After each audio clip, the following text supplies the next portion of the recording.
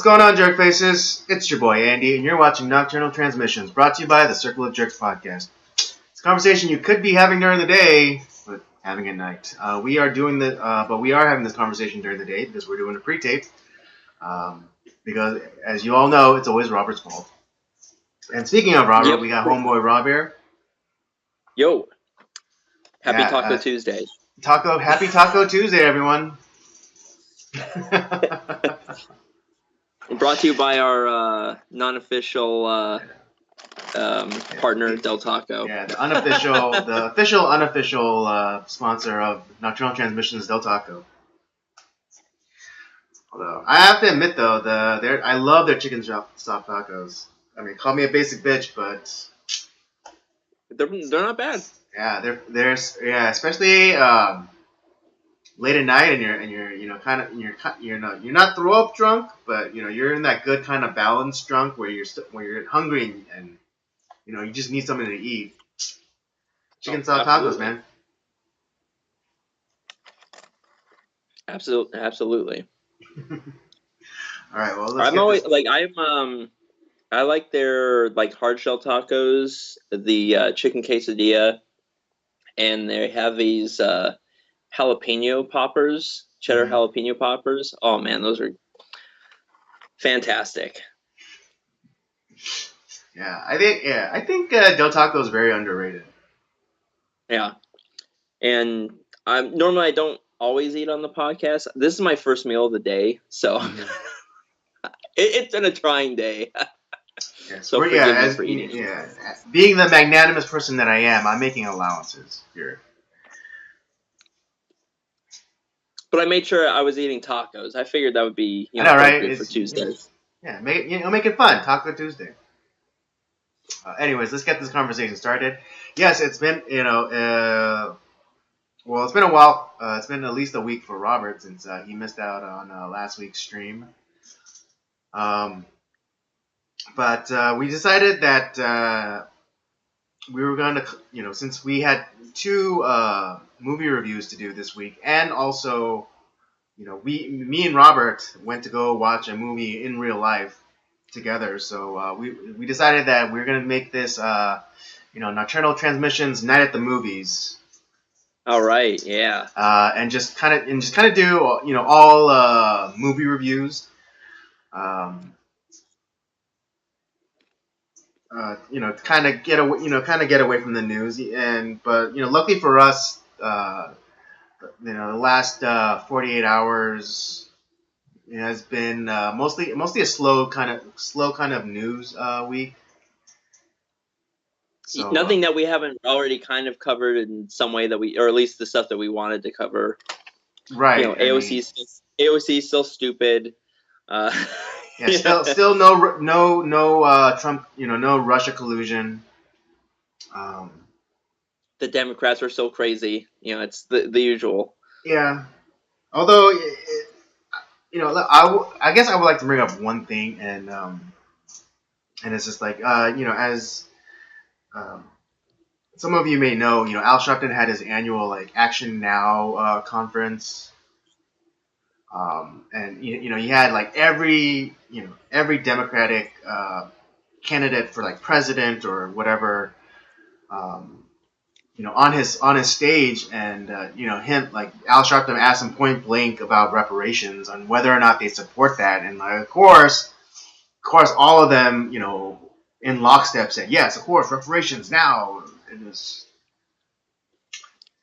I just couldn't believe the stupidity of that. Had this been, if we were living 150 years ago, I would say there's probably there's a good argument for that, right? Right. Exactly. The problem is that all the people that were alive back then have been dead for a very long time. At least 100 years. at the very least. And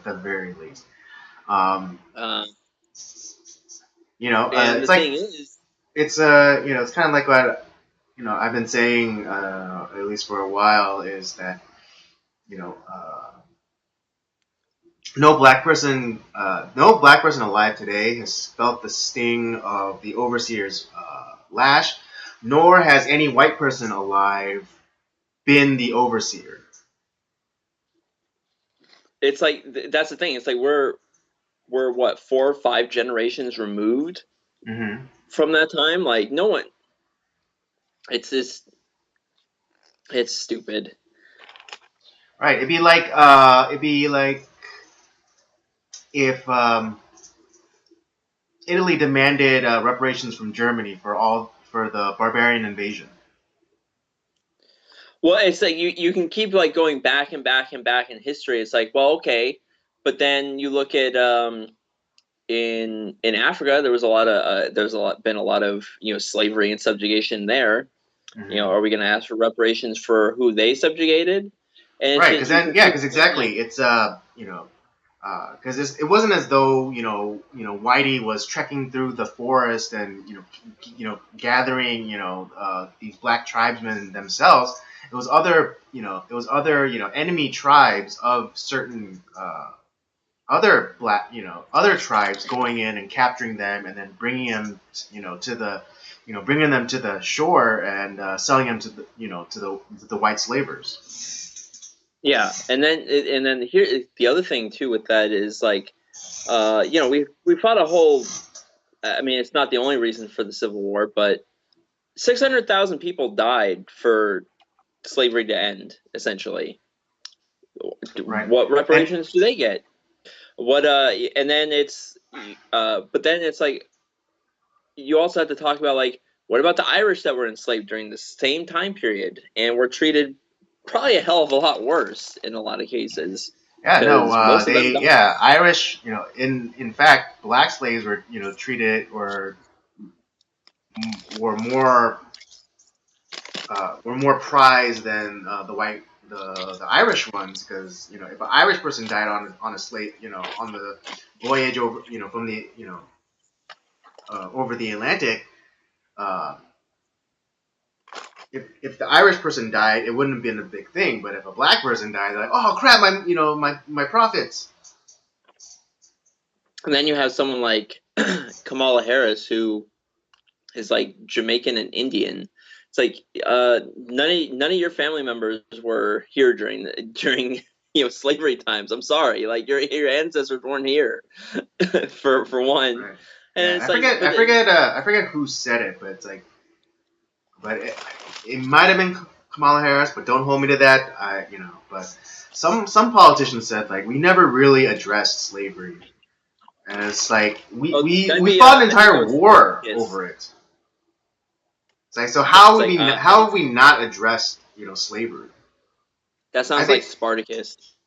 maybe, yeah, it sounds like Spartacus, but it's just like we fought an entire war over it. We wrote an amendment to our constitution, forever forbidding slavery in our country. How did we not confront the issue of slavery?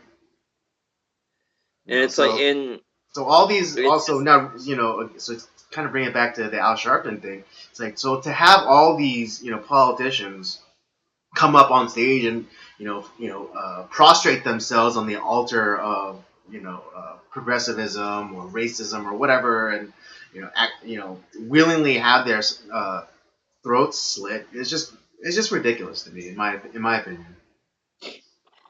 yeah, no, I agree. I mean, it's just because all these people, probably read Howard Zinn when they were younger, and it's like that's how they've been lied to their whole life if they haven't been perpetrating those lies themselves Mm-hmm. and haven't actually. I mean, probably haven't read a book in God knows how long about studying actual history. That you claim to know all this stuff about, and you actually know zero.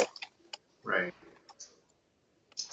Oh yeah, I just wanted to really quickly touch upon that because I guess it's like the most recent one, and it was a really easy one. It was a really it's a really easy and quick thing to just come out and just kind of poke holes in all of the left's kind of logic around it. Then you have So AOC changing her accent to try to sound like she's more ethnic than she is. yeah, or yeah, just like the urban affectation. It's like what I'm saying. You know what I'm saying. I mean, arguably, I pull it off better than I definitely pull it off better than she does. Well, the thing is, it's like she didn't grow up in the Bronx. She grew up Right? in No, like exactly. some It's like this in the Westchester. it's the lie that she keeps like kind of perpetuating about herself. It's like, oh, I grew up in the Bronx. I grew up in the Bronx. You might have moved. You might have had family there, and then you might have eventually moved back to the Bronx. But for your formative years, you grew up in 90% white community. Up in central or upstate New York. Yeah, and see the thing is, there's nothing wrong with that.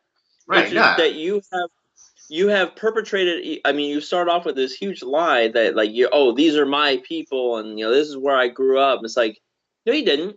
No, Yeah. you No, you didn't. didn't.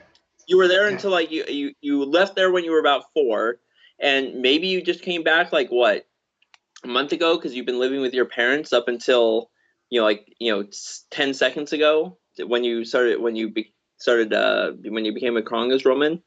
It's just Right. it's Yeah. And horseshit. then And yeah. that's why we call these people out on this stuff. It's not, and the fact that everything that she talks about, how we need to end air travel and cars and all this stuff. Her the mileage and money that she spent on Ubering all over New York and the country. Although she's running in one district, Mm-hmm. she put in like tens of thousands of miles that she didn't need to do. And then she's in like the airport bitching about stuff. It's like, why are you at the airport? If you actually really believed in what you're talking about, you wouldn't fly anywhere. You wouldn't drive anywhere. You'd walk, or you'd take your magical fairy rainbow unicorn to wherever the hell you're gonna go. It's like, it's just, I get so tired of these assholes that it's like, listen, there's nothing wrong with taking Ubers or driving or taking a plane or whatever, but don't Or growing talk up down in to a me. 90% white community.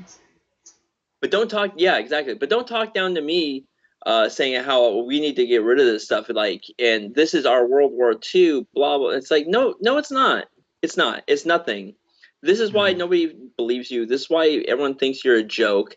This is why you got railroaded in Congress with that epic rant by Congressman Lee. It's just like, it's like, yeah, Ronald Reagan riding a Velociraptor, holding an machine gun. That's about that has as much to do with freedom as your bill has to do with environmental Yeah. change. It's horseshit. Yeah. It's awful. Anyways, let's get into our movie reviews. Um, I I'm guess fired let's up start today. I'm off with sorry, Andy. what was it? I'm fired up today, Andy. I'm sorry.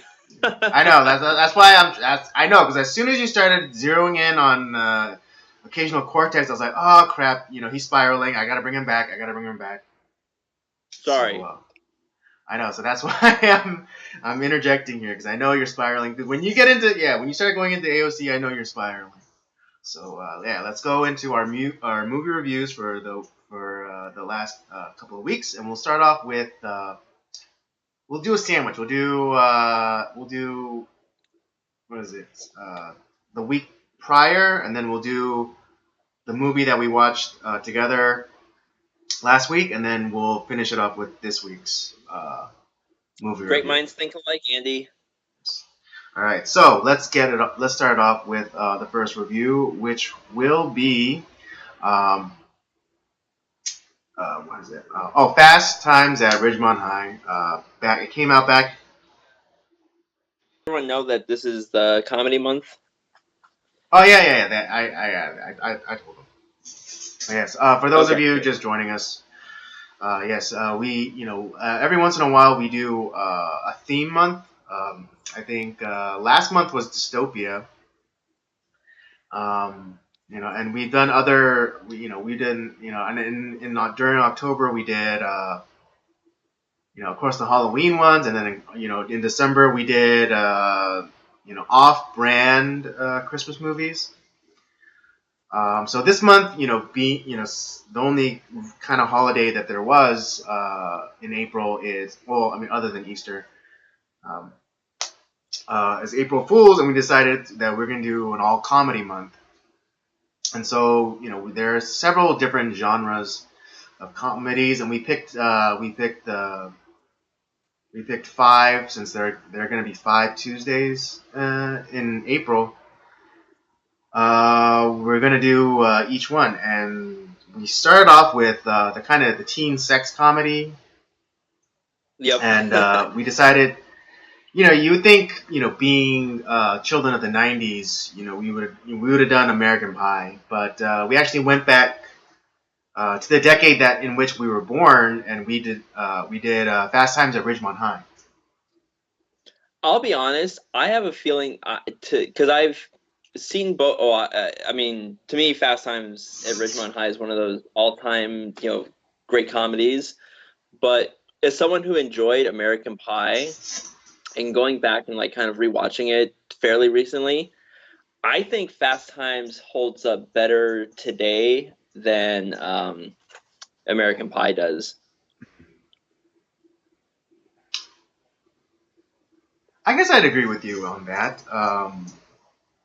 Like I feel like I guess Fast particularly. Times is Kind somewhat more of relevant. like, I guess, like kind of like the cultural impact uh, of that movie, because there are still things that people are borrowing or paying homage to from that movie, and I mean in particularly that kind of fantasy scene with Phoebe Cates. Oh yeah. Where she jumps into the pool and she comes out, and she, it's like all the sexy times, like, whew. I think most recently. What were you saying, Andy? I know, right? Like, woo, baseball, baseball. Um, I think most recently, Family Guy has done a bunch of homages to that scene, and bunch of TV shows have, and I think, and what is it? Even in music, that band Fountains for Wayne had that Yeah. song "Stacy's Mom," and then it was like most like that their music video was basically an homage to Fast Times at Ridgemont High, uh, particularly that what was it? The famous, like, masturbation scene. Yep. Oh yeah, so it's I don't know, like, I don't know how exactly to summarize this movie, but it's just, you kind of like, your typical scene, what is it, I'm sorry, teens, like, sex comedy, where these kids talk about sex, or talk about having sex, talking about the importance of sex and what have you. I think you kind of so what I like about the movie is you kind of have a hodgepodge of different types of characters. Mm-hmm. It's in that way it's kind of a somewhat diverse movie in a sense because uh, I would think that Stacy is technically the main character, but not really because you follow the exploits of Spicoli, um, Stacy's brother, um, uh, was it Mark Rattler, Mike Damone, and then what was Phoebe Cates' character name? I always forget her name. Let me look that up Uh, real fast. yeah,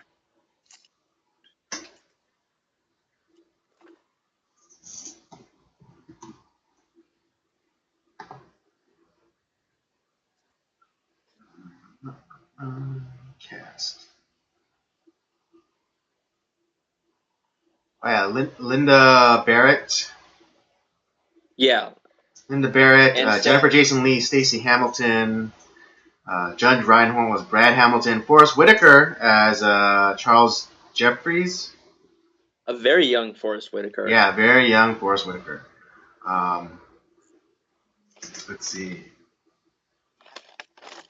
Yeah, Robert Romanos as Mike Damone.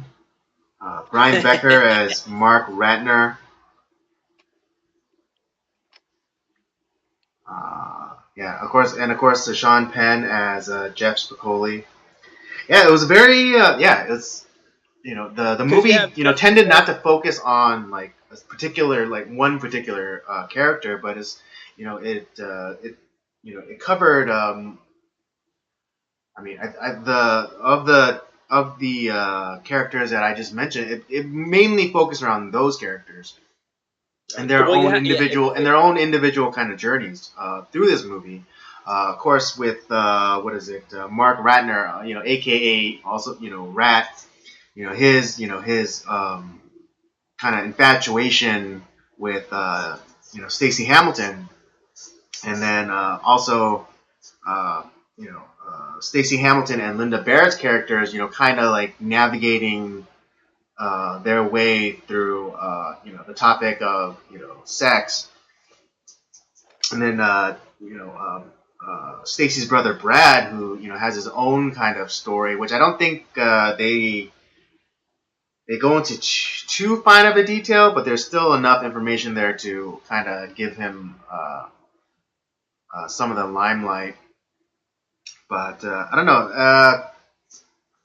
To me, it was kind of it was a little bit too much of like a little bit too much of a shotgun, where it's like it was like it was spread out just a little bit too much for my taste.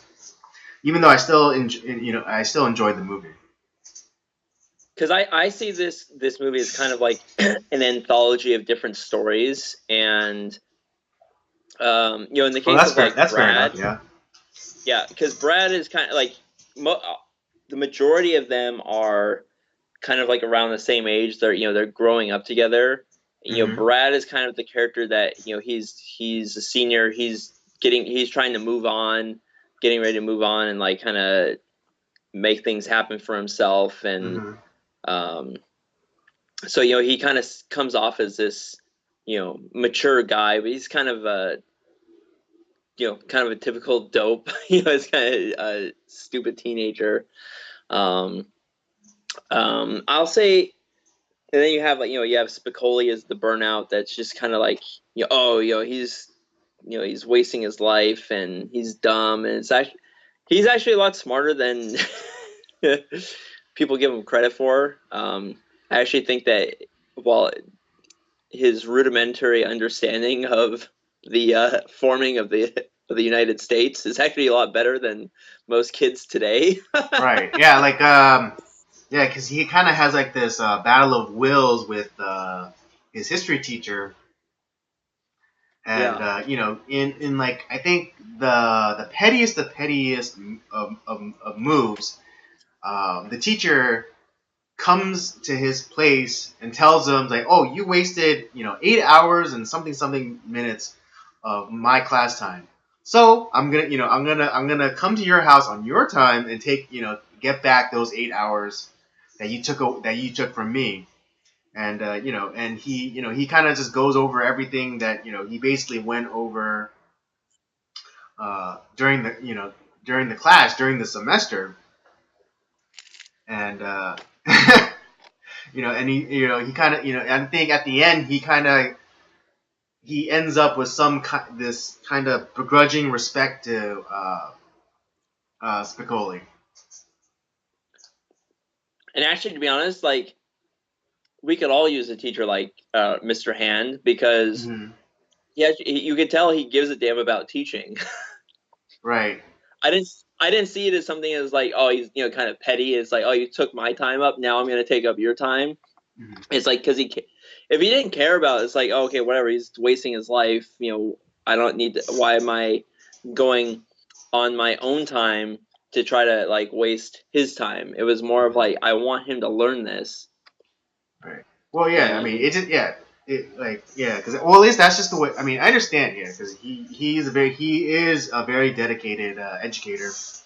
But it could be interpreted as being as petty for him to go and to just because Spicoli was about to go to like the end of the year dance or whatever, and the teacher comes and just like, hey, you wasted 8 hours of my time. I'm gonna waste 8 hours of your time.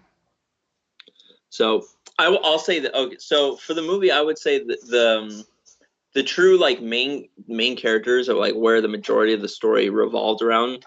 Mm-hmm. Because Spicoli was kind of more of like the comic relief, in this Right. comedy. Yeah. That's kind of a weird Yeah, way to phrase it. he didn't really have an arc. He just kind of like floated throughout the movie, kind of interacting with, I guess, like the main cast, in quotes, of course, and just more or less being there, as opposed to like really having any kind of bearing on the main plot of the story. Right. The true like four main characters are, they kind of play off of each other.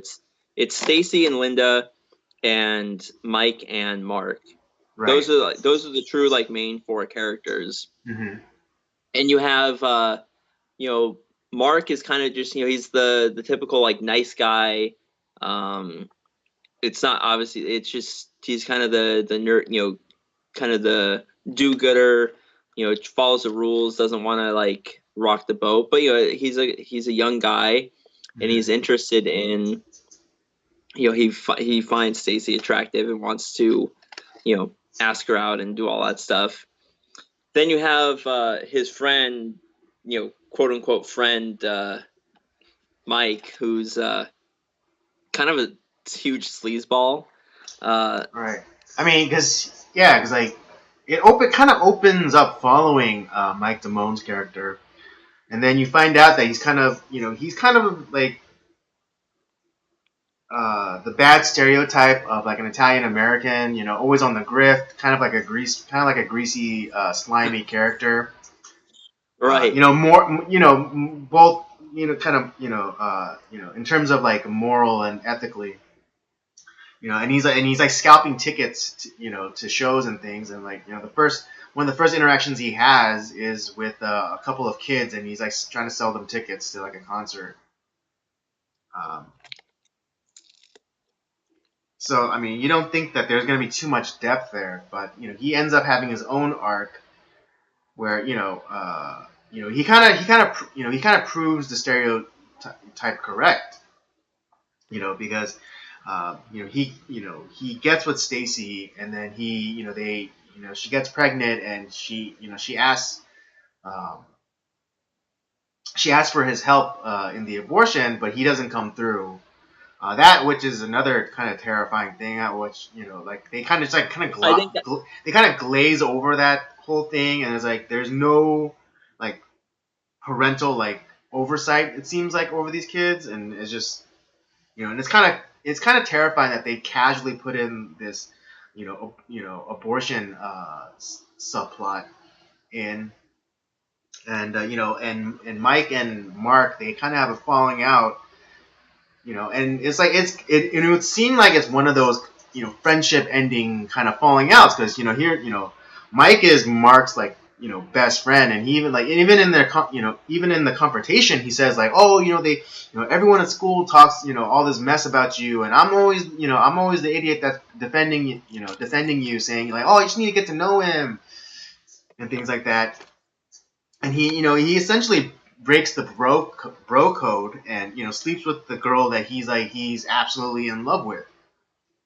And you think there's no way back from that, but at the end of the movie, they end up reconciling, and just like, excuse me. If that was me, I would have told him to pound sand. Right. It's just like it. It's like betrayal on betrayal from Mike Damone. But then at the end of the movie, it's like, oh well, it's all just water under the bridge. Yeah, buddy. And then it's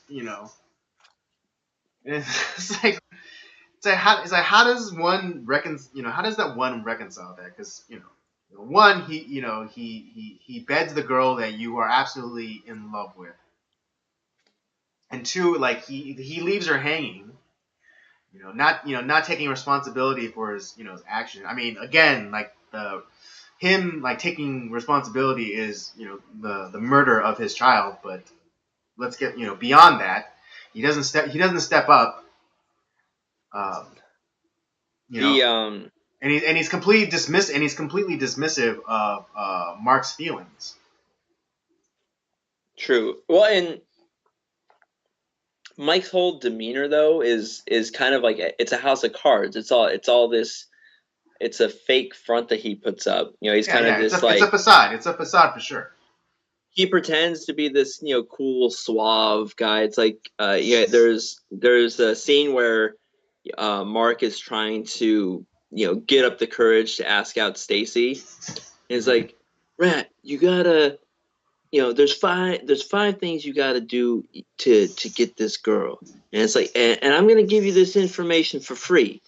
Guys are killing for this information, Rat. It's kind of this whole all this huge shtick that he puts up, and but then when it comes to like when he does end up kind of betraying Mark and hooking up with Stacy, you can tell like he has no idea what the hell he's doing, for one, and then and Right, then when because it comes yeah, it's just time like to his actually, advice, is kind of like yeah, it's kind of like uh,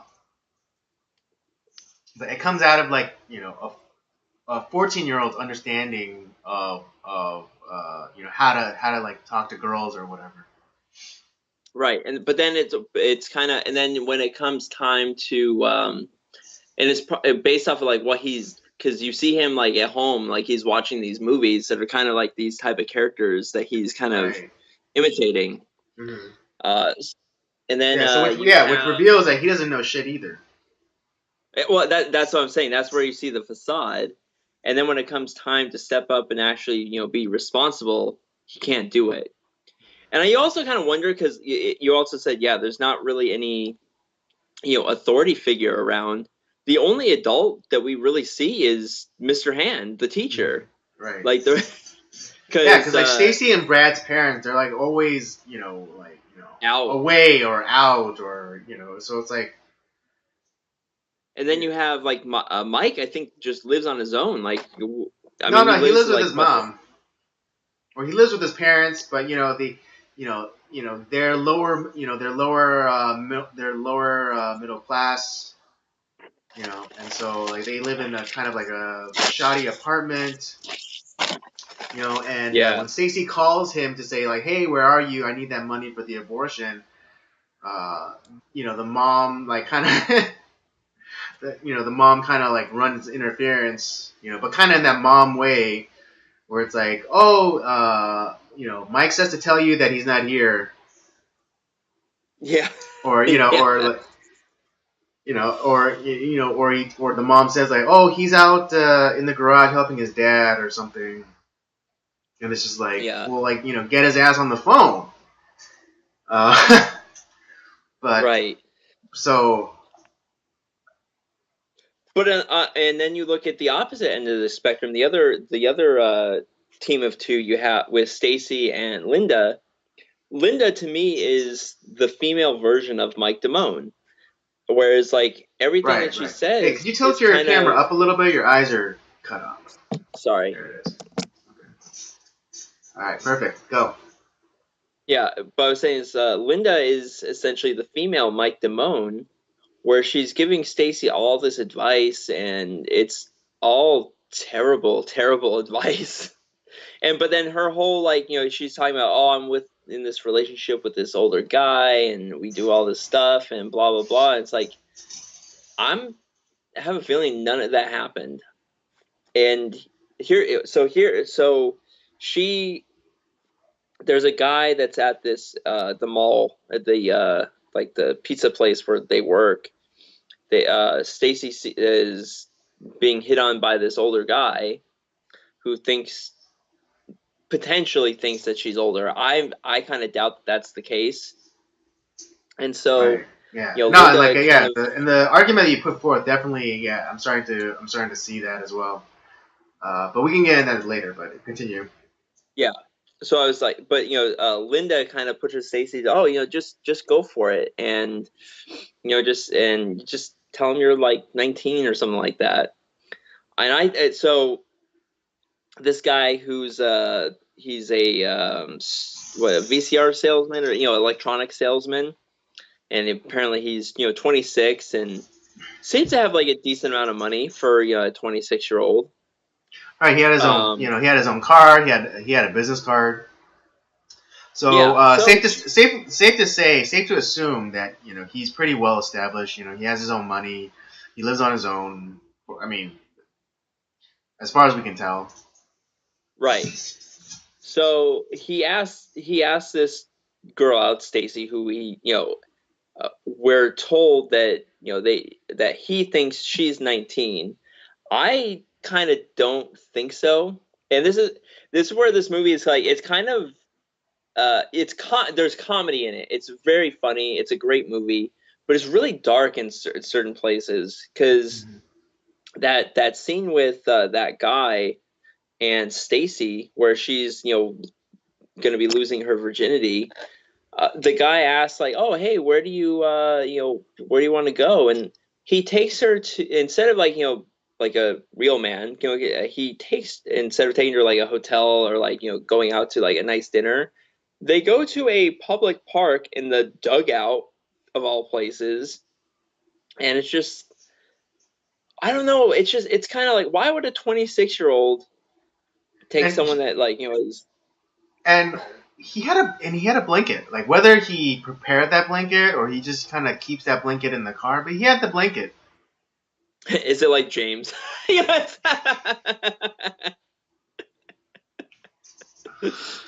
I so, so a little bit of a side note, kind of a funny story, and this is not what he was doing, because our friend James, who from the podcast, he he's an occupational therapist, so like sometimes his hand he's washing his hands a lot, so his hands get dry, Hmm. and sometimes he works a lot of crazy hours, so he has like a pillow and a blanket in his car.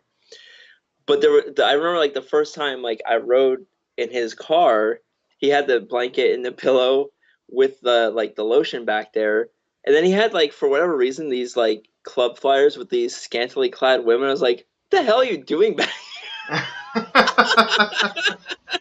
He's like, "No, that's not what I'm doing." It's like, Okay, "Sure, buddy." actually that's the first time I've ever heard this story, or You didn't? or Oh, I or didn't. the I first didn't time I've know. heard this anecdote. So, But I was like, "You're but it's right." But funny. that, But it's really funny. yeah, I don't know Yeah, that and we. so yeah, I Uh, think yeah to I guess to your point, it's like so you're you're the mind where it's like he knows like that this guy, this 26-year-old guy knows that this girl's only 15, and it is and he doesn't what, Oh no, I was saying it's like so he takes her to this place that's secluded, and where no one's gonna really like find out that they end up sleeping together. That he slept with some girl that's 11 years younger than him, that's in high right, school. right. Yeah, and I mean, just again, I mean, I think I think because we're watching it as as older men, we kind of see it with different eyes now, and I mean, one of the things that I couldn't help but be horrified at is like this, here's this girl, it's her first time, and and she's having it, at this park, at a dugout, at presumably, I mean, it doesn't look like it was like an abandoned park, but it's definitely after hours, and and they have sex, in this dugout where like little kids, who play like little league and things like that, and then as she's being deflowered, she like looks up and there's like all this graffiti, and it's just kind of like, and then it kind of pulls out into this wide shot of kind of like the baseball diamond and the dugout, and it's like this is where this girl is losing her virginity. and it's Well, just and and I don't know. because It just kind of made it kind of made me. It just made me feel sad. it was well, and it was also referred to as the point. So this is probably where a lot of people end up having sex. True, right? Because and it's funny because even that guy, that 26-year-old guy, knew. I mean, he might have just been from the area, so he's aware of it. Um, Or he but may have like gone to that school in the past and like he knows right, about, exactly, and the that's why he knows of it, and so. But yeah, it was just I just couldn't help but have like this sad feelings, like oh, like baby girl, this is where your first time is, and this is like the first this is your first foray into an adult physical relationship. It's, it kind of it made me feel like a sadness. but it's one of those things where it's like you have a lot of yeah, if I was like, man, this is a fucked up scene Yeah. for one. Um where that guy like is clearly there's something wrong with that guy. But I also think it was like the only reason that Stacy went through with it is because she kind of wanted she in some weird way is kind of looks up to her friend Linda. It's like oh Mm-hmm. she's this sexually experienced like she's mature now she's and because that's the way that she presents herself Mm-hmm. when in reality it's all bullshit. Right. And it's where like you and towards the end of the movie you see where like Stacy has definitely matured as a person, whereas like Linda kind of breaks that facade breaks down at the end of the movie. Or well, yeah, like not so much that the facade breaks, but she just kind of doesn't progress. And it kind of in the style of Animal House. They do the kind of the end of the movie wrap up with kind of like text explaining what happens to these people, and and for Linda, her character really didn't progress or mature because she ends up going to a college and then shacking up with like her I forget what it was, like some Professor. like It was her abnormal, professor. yeah, like abnormal psychology professor or something. And it's like That sounds about right. that's yeah for her character arc, that sounds about right. All right, I think we pretty much reviewed the crap out of this. So let's give our ratings. Rob, Well, wait, what before one more thing before we do our rating? Um what was your favorite scene or like what you felt was the funniest scene in the movie?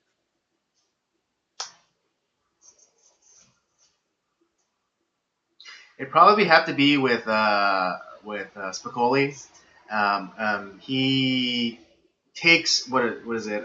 Forrest Whitaker's character, Charles Jeffrey's car with his little brother, and they're smoking weed and they're driving and like kind of driving erratically, and then Yeah. Spicoli crashes the car, and then he's like, oh, I can totally fix this, and it's like my dad, he's like I don't know, I forget what he was, like a refrigerator repairman or something. No, so yeah, so the line was because this is also my favorite scene is like, man, my dad's a television repairman. He has a wicked set of tools. I can fix this. It's like, and the his friend, the Forrest Whitaker's little brother, is like, um, it's like, oh my god, my brother, he's gonna shit. He's gonna kill us. Like, what is he gonna shit or is he gonna kill us? It's like he's gonna shit and then he's gonna kill us. And then like they to cover up for it, like they made it look like it was the rival school, like their football Right, team their that football like team doing it destroys to like cars. to mess with him, and then which then it kind of has like this really peculiar effect where like it amps him up and then makes him more aggressive during the game, and they end up winning. In a blowout. Yeah, in a blowout.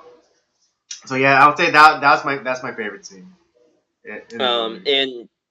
And one last thing before we because this will be kind of like how we kind of pair this movie into our next one is it's kind of like almost a throwaway kind of scene, um, where Stacy is we mentioned it briefly, where Mike gets Stacy pregnant, and she ends up going for an abortion, and it's just kind of like this really,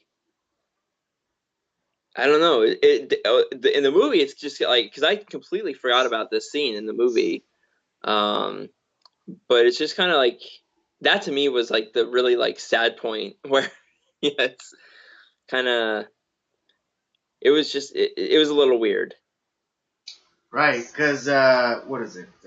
Again, no parental supervision. So Stacy asks her brother to give her a ride, but it's but she doesn't tell her like where they're going. So she lies to him and says, "Oh, can you take me bowling? Me and my friends are gonna go bowling." So he go so Brad goes and drops her off at the bowling alley, and then he's about to take off, but then he sees in his rear view that she doesn't go in, and she actually starts walking down a bit, and he follows her, and then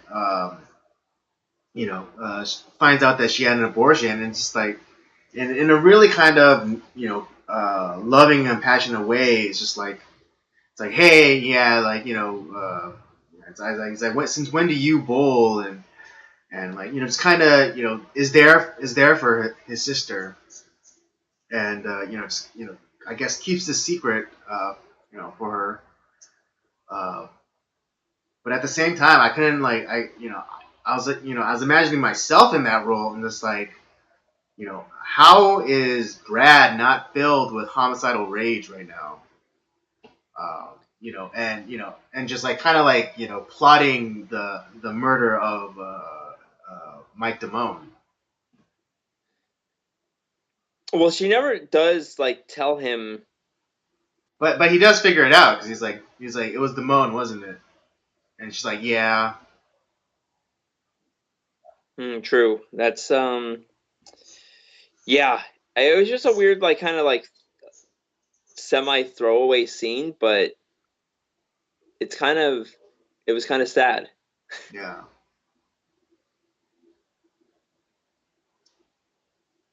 And all right, so on that cheery note, how do you rate this movie?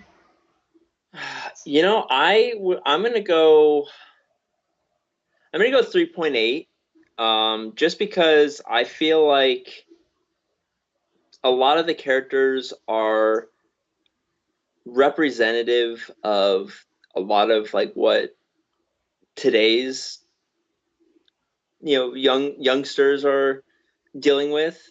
Um, it has a lot of like funny moments, but at the same time, it also has a lot of very serious moments. And I never thought that I would break this movie down quite like I did, because there's a lot of like really deep, um, kind of, yeah, deep moments in the film where it's like, wow, there's a lot to really unpack. And um, it said, a lot of the characters they have good depth to them. Uh, you have Stacy and Mark are the ones that really like grow and mature and tend to be the most level-headed. Whereas you have like the people around them, like they're not so great friends who are kind of they put up a facade, but they're kind of fuck ups. And you get I would say Sean Penn's greatest role, Jess McCauley. um, yeah, I don't know. I really like this film. Learn I it, know it. blow it, live it. Yeah. I don't know. I find it's a great film. I've probably watched it a dozen times. Mm. I still like it as much as I've ever liked it. Well, as for me, I'd give it a 3.5. I don't know. Yeah, I don't think a lot of I don't think there was a not. I don't think there was that great of resolution for the characters, and I think well, it was directed by a woman, so there you go. Um,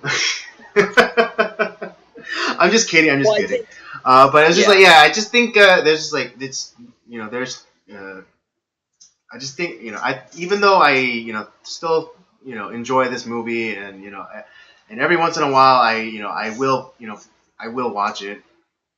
I just don't think the direction was that strong, and I don't think the resolution for the character were all that satisfying. Although I still, again, still enjoy this movie and and still chuckle.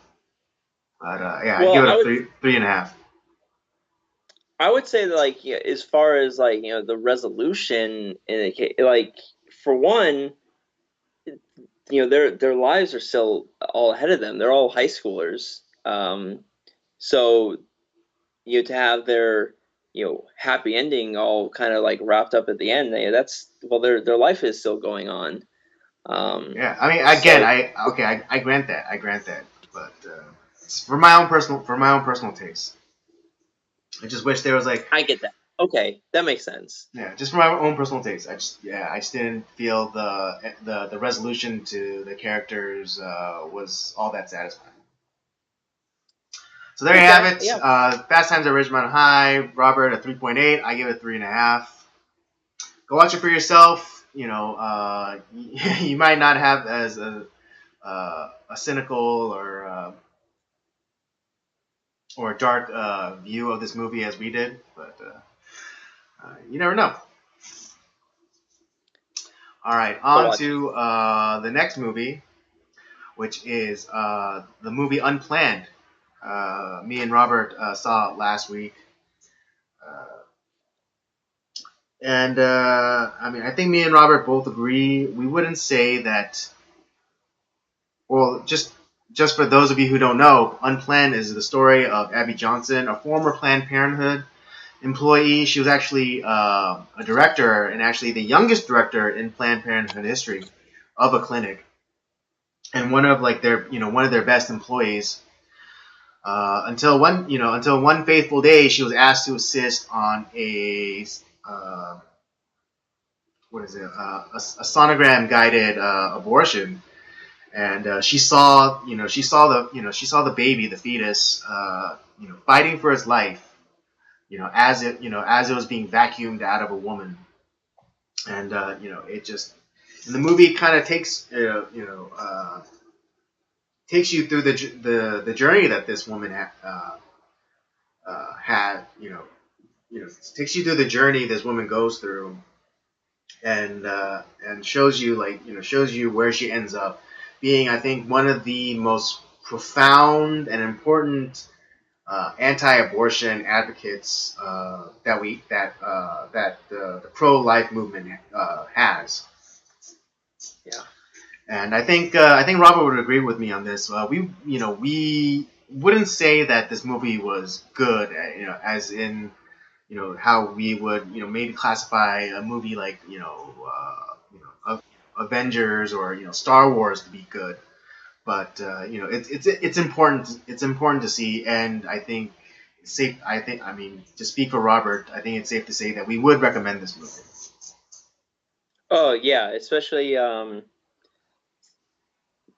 it's just it's definitely just it gives you a lot of the information that's out there concerning like the pro-life movement, and to be honest, it kind of gives you a little bit of an insight into what exactly the hell is going on in one of these places, because it's kind of there's a lot of shrouded in secrecy about it's about women's health, and I mean that was what um, Abby believed. It was more of like, oh, we're just we're providing all these different services, and yeah, abortion's one of them, and she kind of like bought into that, and in a sense was kind of fooled by her own like propaganda, and she had some abortions of her own. Right. I think one of the big things about her story is that she had two abortions of her own. One, kind of like the surgical, where they kind of they go in and and vacuum out the baby, and the other one where it's kind of like the morning after pill, where it's and supposedly it gently flushes out it just gently flushes out the baby, and and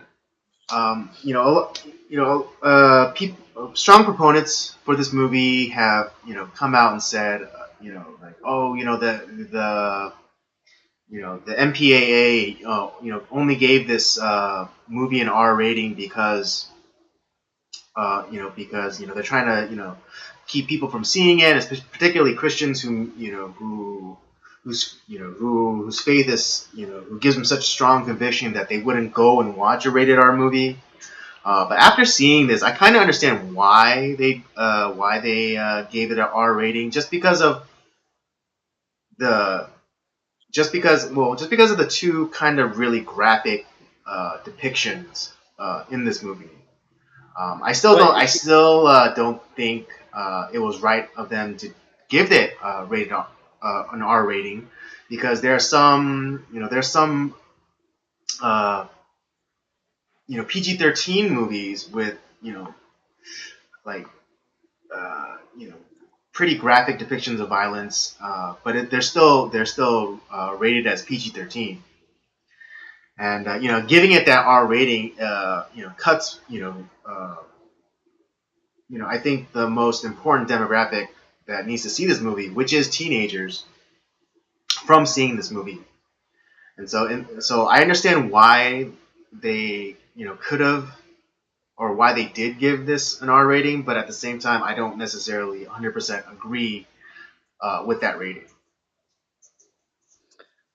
I would just say, like, see, here's where I think there's a little bit more of them for them creating this rating. The one of the issues is, like, okay, if abortion is just a medical procedure that they claim to be, like, let's say it was like gallbladder surgery, or some sort of like innocuous like medical thing that she had to have fixed, and that was just like in that film instead of the abortion that was depicted. Mm-hmm. And it wasn't like actual footage of a real one. That was computer generated. Right, yeah. But if it's just a just a medical procedure, like as a lot of the pro-choicers would lead you to believe, why would this be an R rating? Doesn't make any sense. That's where it's like, and it's kind of, I see a little bit more of a sinister twist on that. It's just more of I mean, all the social media stuff was kind of blocked or shadow banned or what have you. The unplanned Twitter account, they were they weren't banned, but they were definitely being throttled, and people who were trying to follow that were being unfollowed, and they have to constantly go back to the page and refollow them, and even that, sometimes that didn't happen. And so, but then Facebook Twitter got caught, and they're like, oh, our sorry, our bad. It was an algorithm thing. It's like bullshit. Yeah. But again, this movie, I think, I will, just to be kind of critical, the performances weren't that spectacular. No. Particularly the actor who played the husband. Just that one scene, where he's trying to bring comfort to her. It's like, God loves you. I was just like, oh, bruh.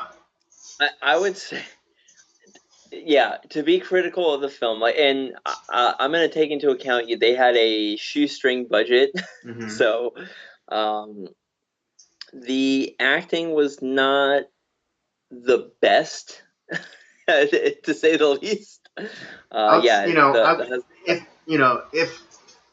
if I'm to be generous, I would put it up there with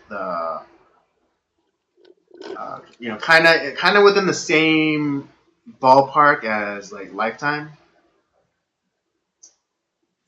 Yeah, I would say a tick better than Lifetime. Yeah, like yeah, Because like with it, like yeah, again within kind of like the ballpark it, of Lifetime kind of it movies. it's between the spectrum of Hallmark and Lifetime. It's like right in the middle. Hallmark and what? Lifetime. Oh, Hallmark and Lifetime. Yeah, yeah, yeah, Yeah, so it's yeah.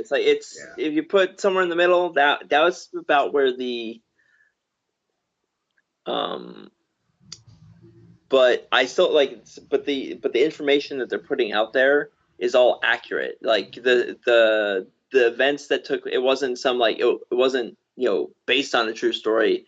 It was the It's a real story of story. Abby Johnson, much of where she started from, like what she went through, how she became a proponent of the pro-choice movement, and was actually one of their biggest advocates, and how everything changed. And I think it was also you see a little bit of the where on our side of things, the pro-life side, it can be kind of what's the word I'm looking for? Deflating in a sense, because it feels like a losing battle sometimes. Mm. And these guys that were one, we all, and I'm not saying that there aren't these people that are out there, but it's a lot of the people who are pro-life. We don't hate the people that are getting abortions, or we don't even hate the people that are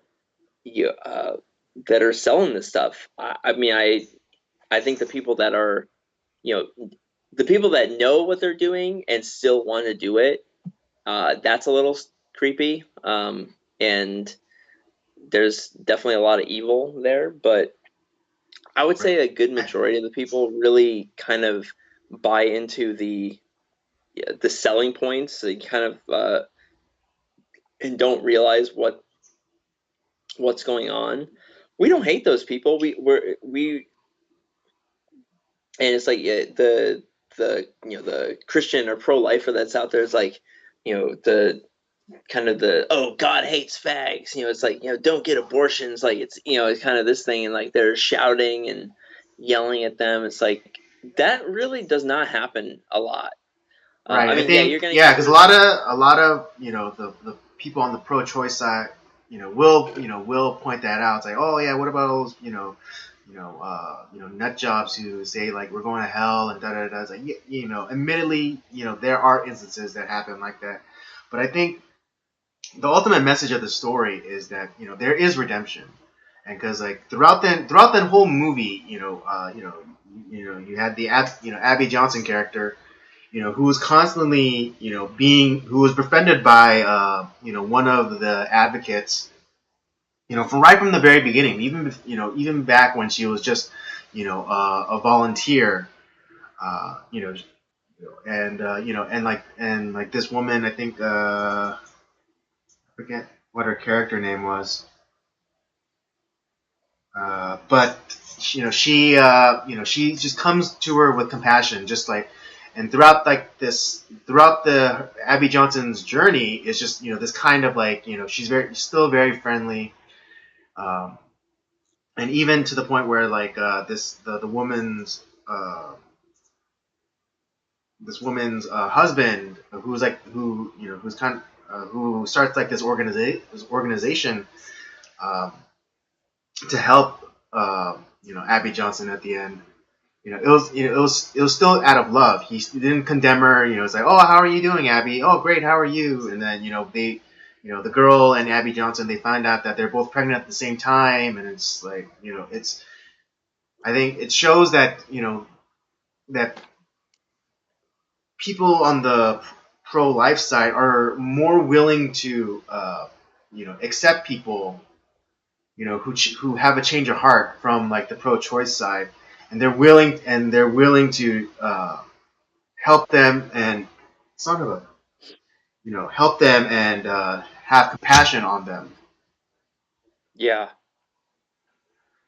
And and because just imagine the other way around, you know, Yeah, and it's not quite as pretty. right? Because like, could you imagine, because I think there's like the the kind of like the Planned Parenthood director, that was like the boss of Abby Johnson. Could you imagine her like showing forgiveness, like because as soon as like Abby left the organization, it was just kind of like both barrels basically, you know, at her, and like They, they went to sewer. yeah, they sued her because you know claiming that she was using privileged information to defame or yeah, basically defame Planned Parenthood. And I thought the lawyer character was hilarious. And it's like Yeah. and he's like, what the two scariest words and that could be uttered in court. And he's like, prove it. And Planned Parenthood comes after her, like again, both with all the barrels, and but they weren't able to make it stick. So Yeah, but it was like I said, the acting wasn't spectacular. Some of the music was a little cheesy for my taste, but it's like that can kind of music. But yeah, I think the message and the information that this movie is putting out there is way more important than the acting decisions by the actors. yeah, absolutely. And that's where Right? Because I don't know if this is actually uttered by the Planned Parenthood director lady, but Abby was like saying like, oh, but Planned Parenthood is a nonprofit organization, and she kind of is like, kind of like scoffs and is like, yeah, that's a tax, nonprofit is a tax status, not a business model. And it's just like, yep, god damn, woman, cold as ice. that's probably not too far from the truth of what was actually said. Yeah, right. And I don't, again, probably true, maybe not said in the same way, but the director lady, comparing Planned Parenthood to fast food, and it's like fast food only breaks even on burgers and burgers, like their real money's on soda and fries, and then Yeah. in the end, like, and kind of admitting is like, yeah, abortion, that's our soda and fries. Well, even like now, because now, like whatever, whoever the new Planned Parenthood um, leader is now is like they've pretty much come out and said it's like, yeah, that's what we do. There's no other real services that we provide. It's mainly this. Right, yeah, because before it used to be like, oh yeah, abortion is just like a small thing that is just a small service that we provide, and we're actually more about women's, overall health care. As we do Pap smears and mammograms and things like that. And then like one of the lines, that was fed to Abby Johnson's like, yeah, we're actually an organization that tries to prevent people from having abortions, because we give people access to contraceptives and things and blah blah blah blah blah. And it's like that's not the case. Yeah, I mean, at this point, like, I mean, just look at the bills that are being passed. Just look at the attitudes toward. There's a story out of, I think, Texas, where this young girl, the 16-year-old, stat like after delivering, like she kind of kind of prom night delivery. She had Yeah, she gives birth to her baby, and then ends up stabbing it to death. Jesus And Christ, then man. there were articles coming out kind of trying to spin her into like the sympathetic characters, like, oh well, like she had no choice, and and it's just like trying to paint her as like again this sympathy, this person who's deserving of sympathy, after killing her baby, and just like, are you fucking kidding me right now? Like this, this girl. I mean, poor, this poor girl, was so brainwashed that that she thought that stabbing her baby was some sort of good or compassionate thing to do. Well, here's the crazy thing is that we keep thinking of ourselves. It's like, oh, we're on the right side of history, and like we're better because we live in this time and not in the past with all those stuff that happened back then. But this is essentially child sacrifice. This is what pretty much This is what people were doing like hundreds of years ago. Or thousands of years ago. This is years ago. You think that's all in the past, but what do you think? What do you think this is? And especially since some of the law, like I think in New York they are for their like third trimester bill, they are citing deformities or precongenital conditions as reason to have an abortion. Yeah. And so for someone like me, that's fucking insane. Because again, if this law was passed back, when I was conceived, and and tests came out that I was this, then the option would have been presented to my parents, and that's fucking that's fucking horrifying. And so for anyone who thinks for anyone that thinks that that this is an issue about a woman and like choosing and having or retaining her autonomy or rights or whatever, that's fucking horseshit. Okay, I'm telling you flat out, this is fucking horseshit. Yeah. And if you constantly and if you still believe that it's about that passing these bills or laws is about protecting a woman and her right to choose or whatever, you're a fucking idiot, and you should have nothing to do with me anymore. Yeah, I mean, it's just the stuff that's coming out, the stuff that we're hearing, the stuff that people are like, was it Stacey Abrams? I don't know if it was today or yesterday or like last week, but she was saying it's like, oh, if you don't support abortion, like that's evil. Like she's calling the opposite. It's like, no, actually, it's not. In fact, I think what you are advocating for is evil. Yeah. I tell to that fat gap tooth face of hers that she's an evil cunt. She is.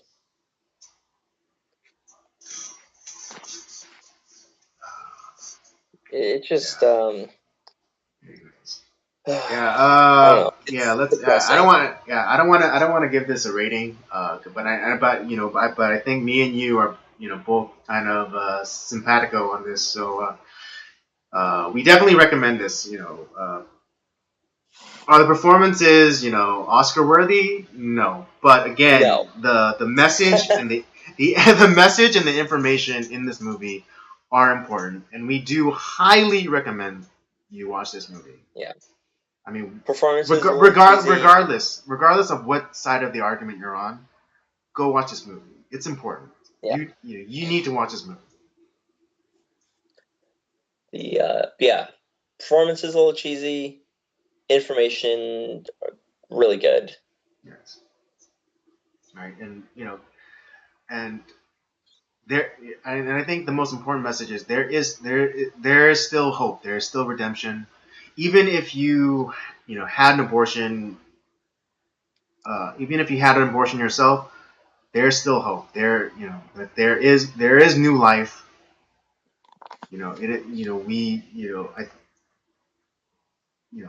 I think we on the pro life side are very compassionate, and And if you come and if you see the light, then you are definitely welcome. there's a lot of grace. There's a lot of there's a lot of other options out there. Hmm. The other thing too is that the people that were praying and caring for um, over kind of the people that were going in and all that stuff. It's like they weren't saying it's like, oh well, you shouldn't have done this and that, and they weren't like shaking and wagging their fingers at them. It was more of they were very compassionate. They were just like wanting to show them it's like there's other options available to you. You don't have to kill the child that's inside of you who can't defend himself. You can make that choice. But it's like you're only being fed this one thing, and if you think that you're scared, you don't know what to do, and you think that this is the only way, but that's not the case, and we're here to help, and that was the whole point. Yeah, I Um, think it's pretty crazy because when I was in high school, someone actually did come who had an abortion to talk about it, and she was pro life. She regretted it. She and it's funny because she described exactly how all of the depictions or descriptions I've heard people give, but then also in this movie uh, depict, yeah, and it was pretty amazing. And at the I time wonder I if did of course I was a believer, and I I believe in the sanctity of life, but I was an idiot, and I still was a proponent of you know of choice. Not really understanding what that meant. You know, right. because I was a dumb kid, so I thought, I tried, I try to have it both ways essentially. But growing up and coming to terms with like my faith and all that, all that stuff, and just logic and reason. It's just you can't have it both ways. You can't be pro life and also pro choice because pro choice means murder. And it's something Yep. that's something that it's taken me a long while to understand. But now that I understand it, uh, there's Yeah. no looking back. There's no changing my mind. No one who tells me is like, oh, like, who tries to change my mind is it's a futile endeavor. And that doesn't mean that I would force a woman to carry a baby. That you know, of course I wouldn't force someone to have a baby.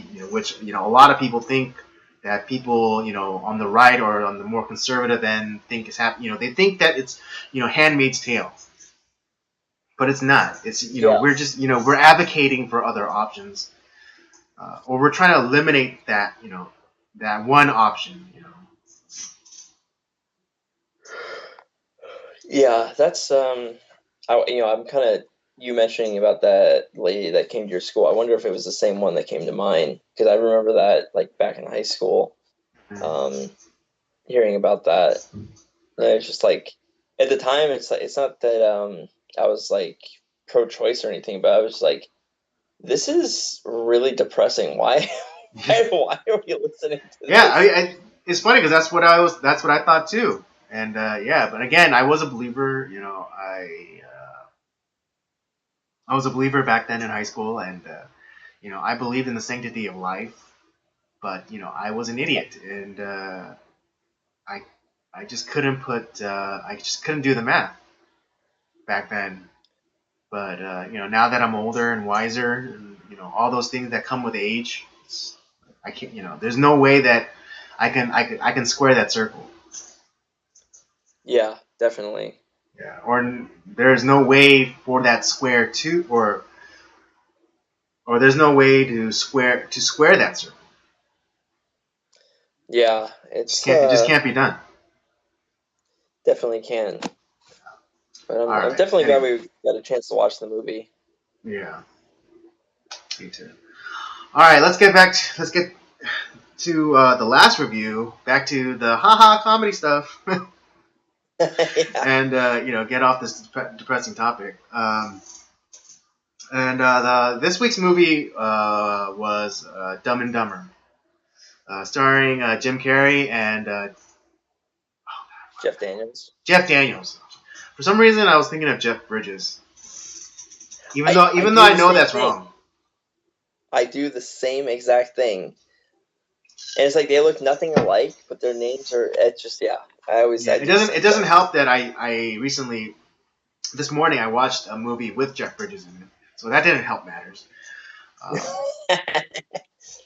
Yes, but Dumb and Dumber came out in what 90? Oh, let me just check real fast. 4. I think it was 94. You're probably right.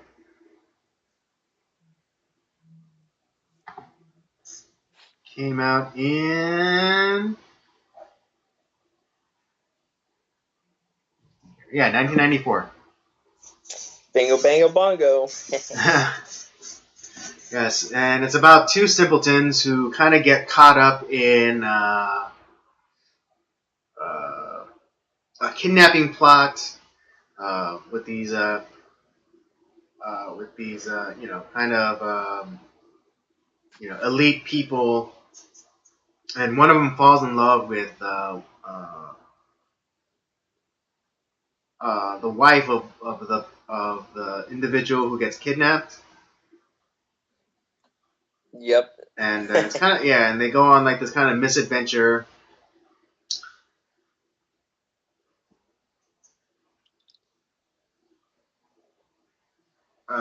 to return a briefcase, which we don't understand the significance, but or no, we do understand the significance right away because we kind of understand it as as, as it being a briefcase full of money. Yeah.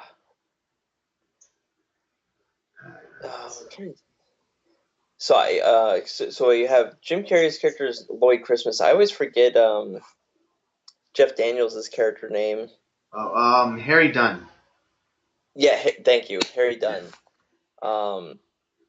And it's kind of they're kind of these two dummies that through kind of a Forrest Gump like happenstance kind of are always kind of um, spoiling the plans of the guys that are coming after them.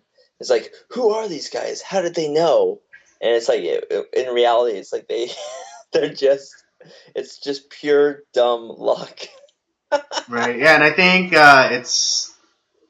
it's summed up perfectly by one of the henchmen, where Lloyd and Harry, they're telling them, why, why they're going to, why they're going to Aspen, and what the briefcase is. And it's like henchman's like, it's like, oh man, you guys were at the wrong place at the wrong time. And Yeah. it just kind of and it kind of it's just kind of like perfectly sums up like the movie. So here's like these two Yeah. hapless pair of guys who literally don't know anything like that's going on, and and they just get they just kind of get snowballed into like this whole affair, uh, and don't understand the significance. Yeah. And it's just the whole movie is just a series of shenanigans and great slapstick comedy. Um, Mm-hmm. Jim Carrey is he's a crazy man for as we all know, but his comedy he's one of the best physical comics that's in the movie sphere today, I would say. I think to me this is his great like physical comedy time. Like this is probably Right. like Yeah. I mean, I dare say that I would dare say that Dumb and Dumber is his magnum opus. yeah, I would say that. I would say that's true. Like this is like the height of kind of slapstick Jim Carrey. Right. I think because in the first Ace Ventura movie, he was still kind of fresh off. He was still fresh, and so he didn't have like the experience. So you could see a lot of like the weird ticks that he did. It was from inexperience. Um, Yeah, and so, but then in the subsequent films that he did, like Dumb and Dumber and Liar Liar and The Mask, you see like a refining of his skill, or like at least his acting skills. And I think this is like I would dare say that Dumb and Dumber was his magnum opus. it's just the I wouldn't like unlike the case of like Fast Times where like there's a lot of to me a lot of great like one-liners. Mm-hmm. This movie has it's the physical comedy that makes it funny. Just because they're Right, the characters are they're like because like their reaction to eating the peppers, and they do like the crazy things with like the ketchup and mustard. Um, yeah. what else? Um, or when Harry's character licks the frost on the ski lift. Yeah. Or Oh god. so just like And a it lot just of like got a lot of good like physical comedy work. Um, I would say like the one like great line from the film is and I think it's probably used quite a bit is when Lloyd Christmas kind of comes and shares his feelings um with the female lead, and she was like, oh, and it's like, oh, just give it to me straight. What are your feelings about me? And it's like, yeah, it'd be like one in a million. And you think, and the natural reaction is like, right, you see oh, like you see the look on his face, and he's like you think like he's being his heart is being crushed like a soda can. But then yeah. but then all of a sudden his eyes like get really big, and it's like, so you're saying there's a chance?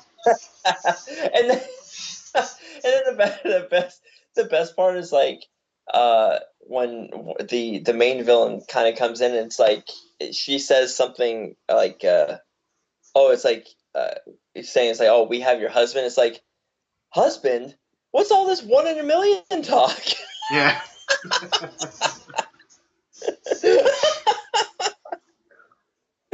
Oh, it's But just it's great. but also just in like I think the cast was pretty stellar because you have like a lot of you know I mean not only do you have well they kind of not they don't really get utilized that well, but I mean you have Terry Garr, of Young Frankenstein and God, what's the other, like basically all the stuff that either Gene Wilder or Mel Brooks has created. Yeah, Yeah, you have Terry Garr as Mary, Lauren Holly's Mary Swanson's like mother or stepmother. yeah. Um, yeah, and then you have a lot of like comedic talent in this movie beyond Jim Carrey and Jeff Daniels. I think. Yeah, everyone like played their roles really well. Um, I think obviously Jeff Daniels and Jim Carrey really play off of each other very well. Like their chemistry on camera, like on in the film, is just great because they, one of them will do one thing and it's like they just it's kind of like they know what to do. It's just really it's great Right, comedy. and at the time, Jeff Daniels was kind of like dark horse casting because he was more of a serious actor. He just done, I think, like Arachnophobia, and he tends to do more like the serious drama type of Right, acting. right. But to cast him in this comedy and really holding his own with Jim Carrey, that's a feat there, right there. Yeah, it was yeah, definitely it's surprising how that casting worked out as Harry, yeah, him as Harry Dunn he was just as funny as Jim Carrey was. Mm-hmm. And it's like the story wise, like a lot of the comedies, with the story isn't always the most important, but it's we're doing all these different types of comedies. Like this one is our slapstick comedy. Mm-hmm. We had Fast Times as kind of like our teen sex dramedy. We have horror comedy. Stuff like all. We're looking at all the different types of genres of comedy that's out there. Mm-hmm. And yeah, this is for slapstick comedy. Like this is one of the great ones that you got to watch. I think it holds up today. Although one thing that is kind of like I think people might be, at least young people would be confused by is there's a scene where they're at one of the henchmen is at in a phone booth. Oh right, yeah. Yeah. I was like, It's like, man, what's a that's phone something. booth? Yeah, yeah. It's like, what the hell is that? Yeah, I know. It's yeah. Yeah. Just yeah. I think that might be the biggest kind of cultural kind of artifact from this movie. Is a payphone, a phone booth. Yeah. Other than that, like, I think it relates pretty damn well to even today. It's Yeah, I think it still holds up. Although I don't think I don't think a movie like this would pass the sniff test for the liberal outrage mobs. well. Here's what they would do nowadays. See, White Christmas and Harry Dunn would become women. That would be how they would do that. But see, the problem is they wouldn't be as good at slapstick comedy. So it's Right, just kind because of yeah, they'd be women. yeah, it would be a crappy, crappy version. Uh, You're so sexist. it's not hate speech if it's a fact. Well, that's the problem is though that they don't like facts. Of course, yeah, and whatever facts they don't like, they dub a hate speech. So it's like this Yeah, constant feedback loop, in itself. it's the put their hands over their ears and go la la la la la. I'm not listening. La la la. Yeah. Yeah, Uh, but it's funny because it's just like because here's the thing: this movie plays onto kind of gendered kind of stereotypes or norms, or it's or at certain points it subverts them. Um, an example of that is at the end of the film where they're like they're walking on the road, presumably back to their home in God, was it Rhode Island? Yeah, Rhode Island. And then yeah. the Tropicana bus pulls up, and all the bikini babes are there, and like they ask us like, oh, we're looking for two oil boys to help oil us up before each competition. And then this kind of like big smile comes over their face, and it's like, you're in luck. It's like, because there's a town 3 miles that way, and I'm sure you'll be able to find somebody there. And then the women like they kind of have like this puzzled look on their faces, and then like they take off, and then Like, hey. Jim Carrey's Lloyd Christmas is like it's like Harry, do you know what you did? And he goes and runs after the bus, and it's like, oh, I'm sorry, you have to forgive my friend, he's a little slow. It's like the town is back that way. Yeah. It's just like, and it's like it's just that's how subversion is supposed to be done, because you take what you take what kind of like and that's why I think kind of these gendered norms, or kind of like the kind of like uh let's not say norms, but trends. Let's say like these gender trends are important, because you think two men in the company of beautiful women, you think it'd be obvious, but to subvert it, it's like you add the element that these guys are basically retarded, and so they send the women off. Right. Well, the whole movie is kind of like that. And that's what makes it funny is you're expecting one thing to happen, which would be funny, but then they hit you with something completely unexpected, and that's where like a lot of the the laughter and the comedy comes from, which is great. Mm-hmm. Like that, like the line that we were sharing about earlier. So you saying there's a chance, like, and you see his face, like it's like, oh, he realizes that like she wants nothing to Right? do with Yeah, him. it's another subversion, because you think like she just crushed his heart like a soda can, but then he's like and then his eyes kind of lift up and get big, and it's like, and then like this swell of optimism comes over him, and it's like, so you're saying there's a chance. And it's like that. It's so like you don't expect it. Exactly. And I think again. So I think having trends or stereotypes or isn't inherently wrong or evil. It's just, it just is. It's like saying all men have penises. It's not hateful. It's just fact. It just is. You heteronormative bastard. I know. You're right. If this doesn't get us a hate comment, I don't know what will. I'm looking forward to it. Yeah. Me too. All right. Any other thoughts on Dumb and Dumber, or should we give our rating? No, that pretty much sums it up. Yeah, let's wrap this up. I guess I'll start this time, and I will give this movie. I'm gonna give this movie